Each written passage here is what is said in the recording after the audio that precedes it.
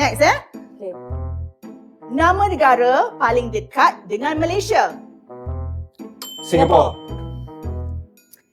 Nama artis Malaysia paling handsome. Makin.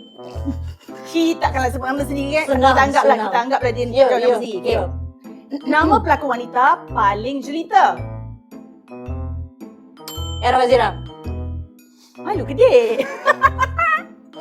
Makanan bila tengah lapar sangat. Maggi. Lemak. What? Oh, dah selama. What is the challenge that we can give you? Because tak dah sama ni jawapan Tapi ni. jawapan dia apa? Oh, kalau tak sama kita kena Oh.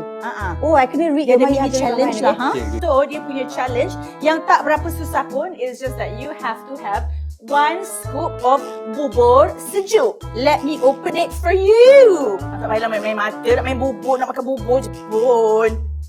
No problem. Bubur. 1 for Min, 1 for Makin. Korang paskan? Okay. Okay, thank you. Bolehlah sikit Makin. Bukan dia lah. Okay. Bismillahirrahmanirrahim. 1, 2, 3, go. Ya ke? Tak Serius go. tak? Okay.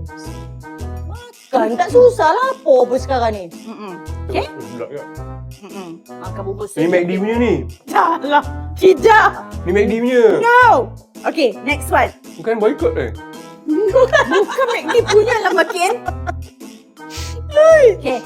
Kena letak lagi Minuman kita minum waktu panas terik.